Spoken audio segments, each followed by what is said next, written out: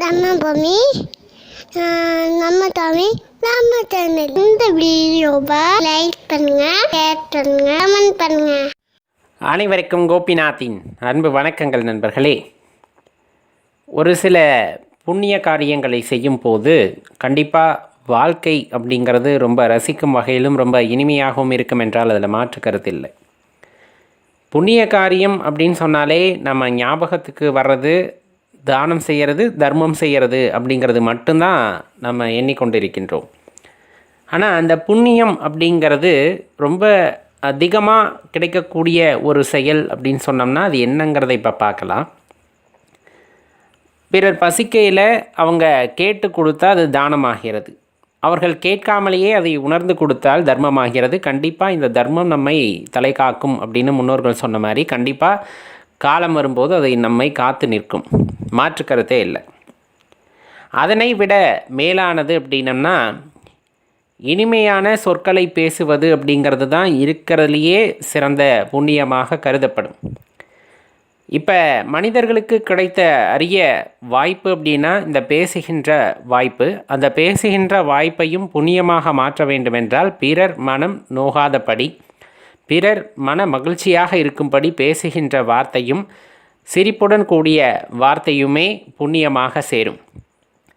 மனம் நொந்து கிடப்பவர்கள், கஷ்டத்தில் ரொம்ப வாடிக்கொண்டிருப்பவர்களிடம் சென்று ஆறுதலாக அவர்களுக்கு நம்பிக்கை ஊட்டும் வகையில் பேசுகிறார்கள் அப்படிங்கும் போதே அது அவர்களை அந்த கஷ்டத்திலிருந்து வெளியே கொண்டு வருவதாக இருக்கும். அதுதான் நாம் செய்கின்ற பெரிய புண்ணியம் அப்படிங்கிறத தெரிஞ்சுக்கணும்.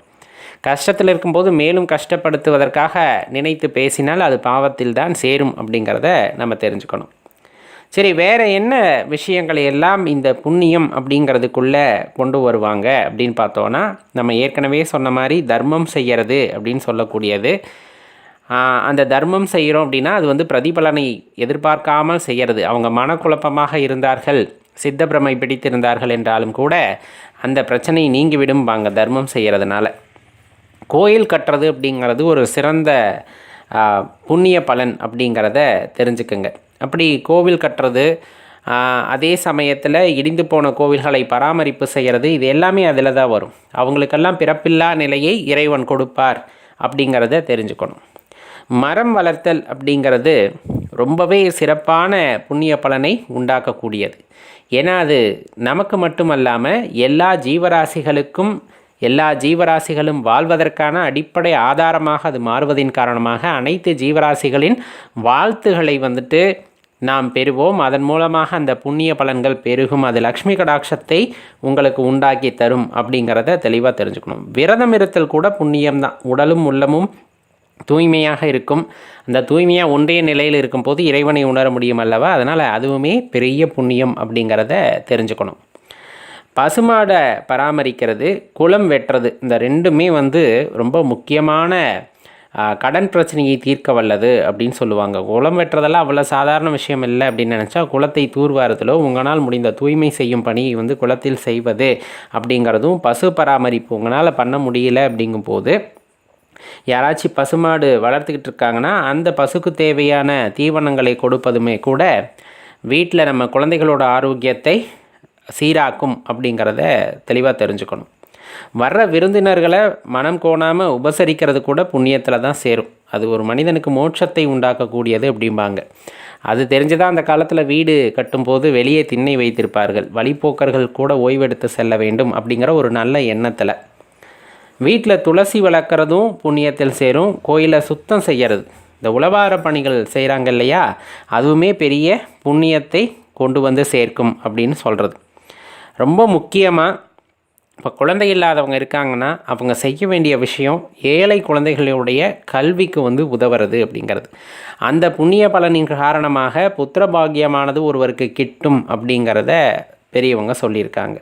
சுமங்கலி பூஜை செய்கிறதும் யாகம் நடத்துகிறதும் சரி, இது பெரிய புண்ணியமாக கருதப்படும். இப்போ நம்ம சொன்னது எல்லாமே ஒரு சில புண்ணிய வகைகள் தான்.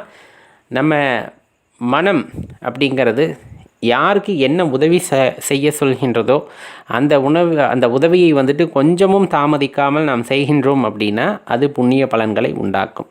நம்ம ஏற்கனவே சொன்ன மாதிரி பிறர் மனம் மகிழும்படியான வார்த்தைகளை பேசுறது தான் இந்த உலகத்திலேயே சிறந்த புண்ணியமாக கருதப்படும் அப்படிங்கிறத நினைவில் வைத்து கொள்ளுங்கள் நண்பர்களே. சென்றதுமே எந்த தவறுகளை செய்யக்கூடாது அப்படிங்கிறத தான் ரொம்ப சுருக்கமாக பார்க்க இருக்கோம். நம்மளோட இன்னொரு சேனல் சிவபித்தன், அதுக்கான லிங்க் கீழே டிஸ்கிரிப்ஷனில் இருக்குது, போய் பாருங்கள். பிடித்திருந்தால் சப்ஸ்கிரைப் பண்ணிக்கோங்க. கோயிலுக்கு நம்ம எதுக்கு போகிறோம் அப்படின்னா மனதிற்கு ஒரு அமைதி வேண்டி அப்படிங்கிற விஷயத்தை எப்போவுமே ஞாபகம் வச்சுக்கோங்க. சரி, நம்ம இப்போ என்ன தவறுகளை செய்யக்கூடாதுன்னு பார்க்கலாம். ரொம்ப முக்கியமாக பார்த்தோன்னா எல்லாருமே பண்ணுற தவறு, இப்போ கோவிலில் அர்ச்சனைக்குன்னு தனியாக சீட்டு கொடுக்குறாங்க. நம்ம கொண்டு போய் கொடுக்குறோம். கொடுத்ததுமே உங்கள் பேர், நட்சத்திரம் எல்லாத்தையும் சொல்லி அர்ச்சனை பண்ணுறோம் இல்லைங்களா? இப்போ நம்ம ஏதாவது ஒரு காரிய நிமித்தமாக அர்ச்சனை செய்யணும் அப்படின்னு நினச்சிங்கன்னா, வேலை கிடைக்கணும் அல்லது குழந்தையின்மை நீங்க வேண்டும் அல்லது வீடு கட்ட வேண்டும், இந்த மாதிரி ஏதாவது மனதில் காரியத்தை நினைத்து கொண்டு இருந்தீங்கன்னா கோவிலில் அர்ச்சகர்கிட்ட சொல்லி சங்கல்பம் செய்த பின்னர் தான் நீங்கள் அர்ச்சனை செய்யணும். உதாரணமாக சீக்கிரமாக வீடு கட்டணும்னாங்க அப்படிங்கிற அந்த கோரிக்கையை அங்கே சொல்லி சங்கல்பம் செஞ்சிட்டிங்க அப்படின்னா அர்ச்சகரும் பார்த்தீங்கன்னா அதை சொல்லி அதுக்கப்புறம் உங்கள் பேர் நட்சத்திரத்தெல்லாம் சொல்லி அர்ச்சனை பண்ணுவாங்க. அதுதான் நம்ம செய்ய வேண்டியது. நம்ம பாட்டுக்கு பேரு நட்சத்திரத்தை சொல்லி பண்ணக்கூடாது. அது தேங்காய் பழத்தட்டு கொண்டு போனீங்கனாலும் அதுதான் முறை அப்படிங்கிறத நல்லா தெரிஞ்சுக்குங்க. அதே போல் சில பேருக்கு இந்த தானம் பண்ணுறதுல பெரிய குழப்பம். கோவிலுக்குள்ளே போகிறப்ப பண்ணுறதா கோவிலிருந்து வர்றப்ப பண்ணுறதா அப்படின்னு குழப்பத்தில் நீங்கள் எந்த தானமுமே பண்ணாதீங்க. அப்படி பண்ணினாலும் அதில் பலன் இல்லை. இந்த தானத்தை பண்ணால் எனக்கு இந்த பலன் வரும்னு நினச்சி பண்ணிங்கன்னா அதுவே பெரிய குற்றமாகும்.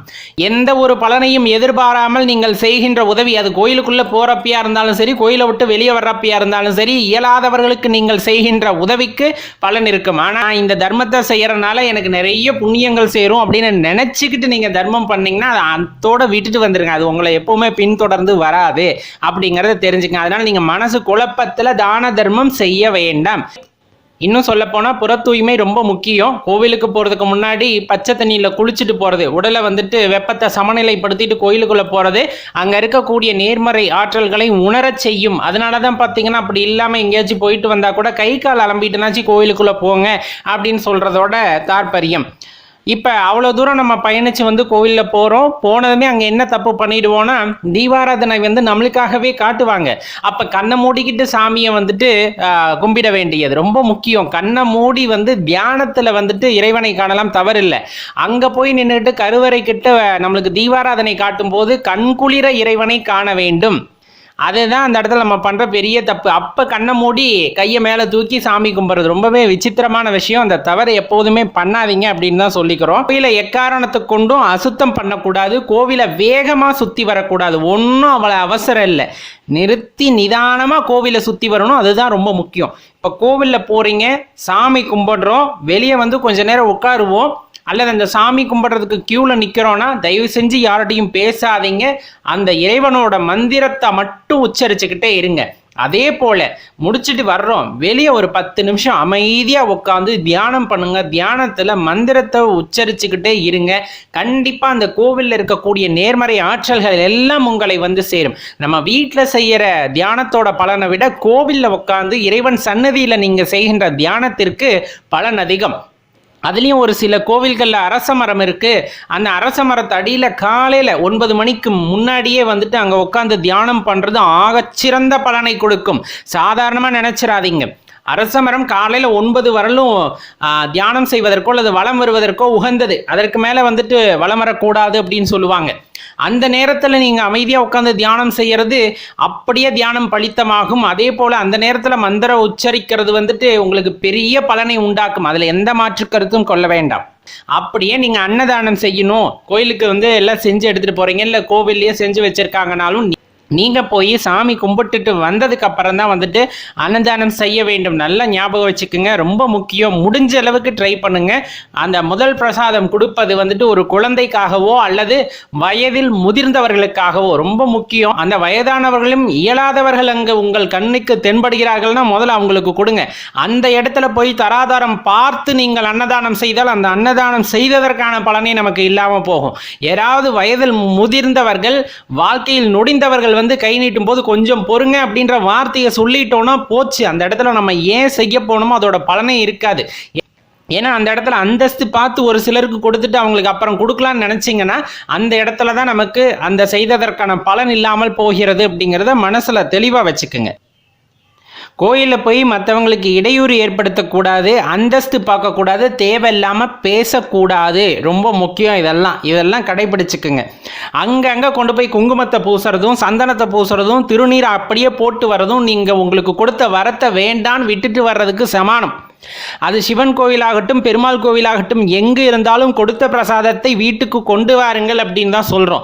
சிவன் கோயிலில் கொடுக்குற திருநீரை வீட்டுக்கு கொண்டாடக்கூடாதுன்னு யாரோ ஒருத்தர் சொன்னதை வச்சுக்கிட்டு நீங்கள் அந்த தவறை பண்ணாதீங்க. அது அருட்பெரும் பிரசாதம். சொல்லப்போனால் உங்கள் நோயை தீர்க்கக்கூடிய மருந்து. அது தெரியாமல் அதை அப்படியே விட்டுட்டு வந்துட்டிங்கன்னா அது உங்களுக்கு தான் இழப்புங்கிறத நல்லா தெரிஞ்சுக்குங்க. கோவிலுக்கு போகிறோன்னாவே ஒரு பேப்பர் கையில் எடுத்துகிட்டு போயிடுங்க. கொடுக்கக்கூடிய பிரசாதம் அப்படிங்கிறது இறைவனோட அருளை பெற்றது.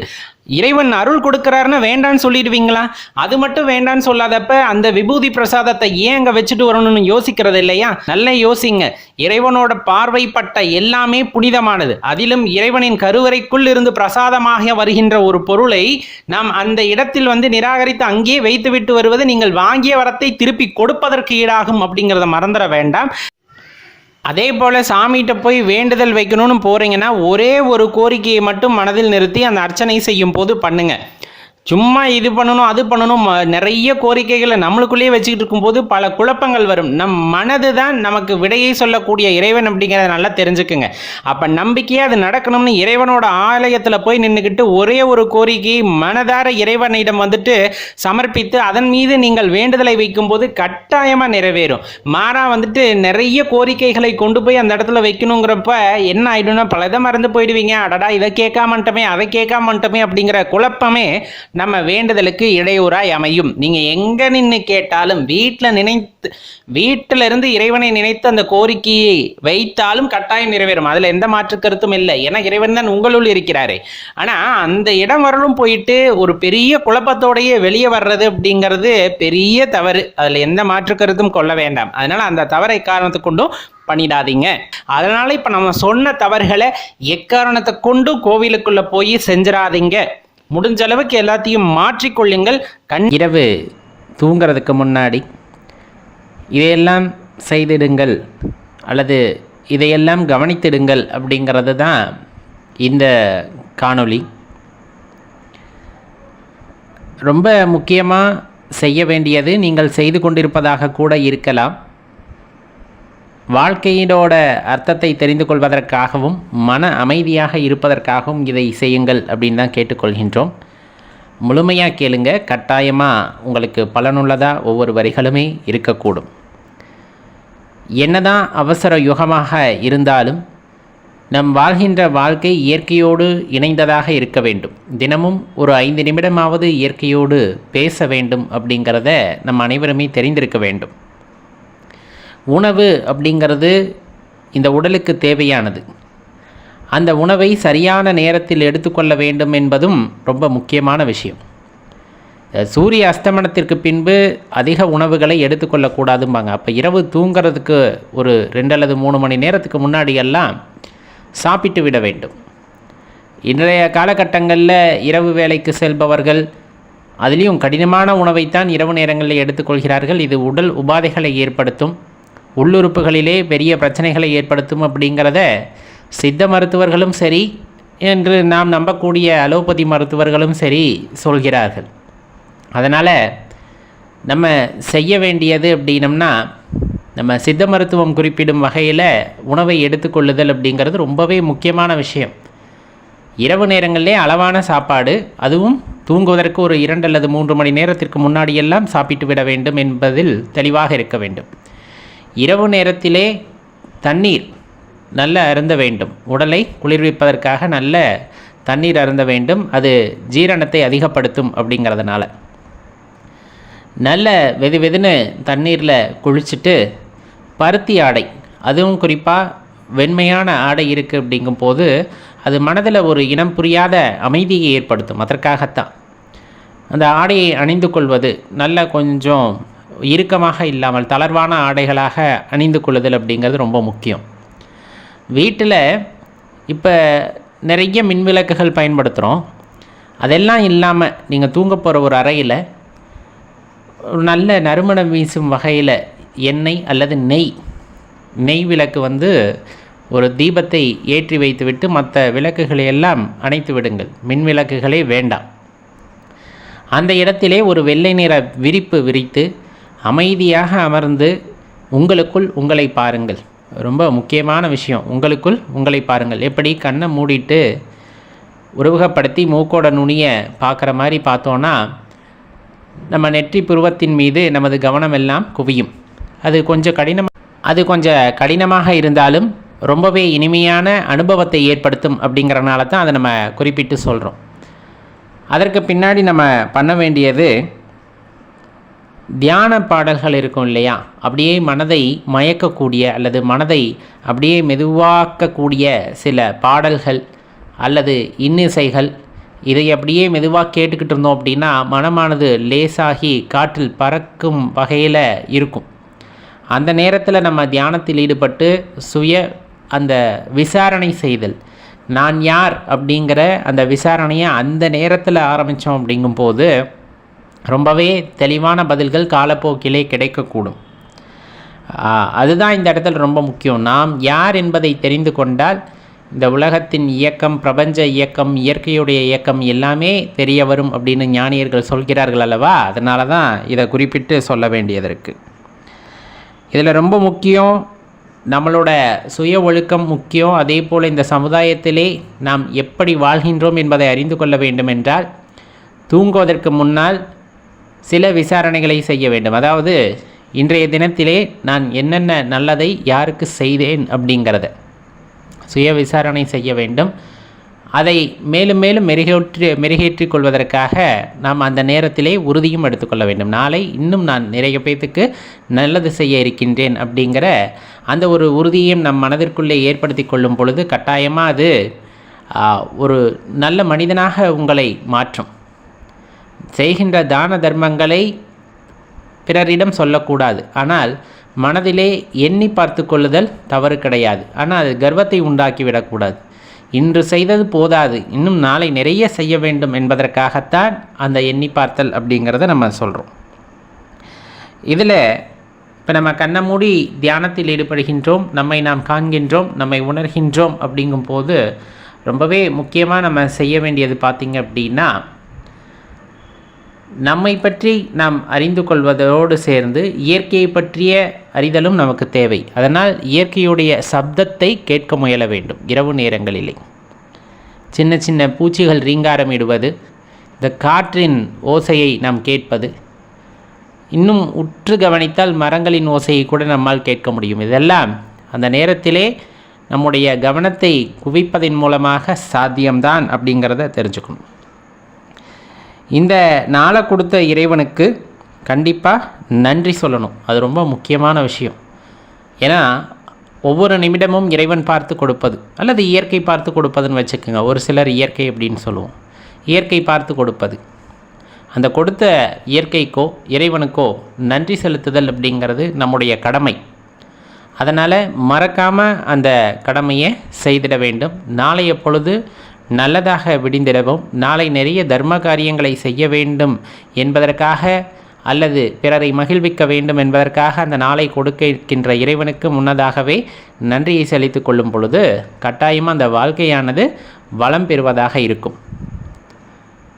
மறக்காமல் இதை உங்கள் நண்பர்களோடையும் பகிர்ந்து கொள்ளுங்கள். நன்றி.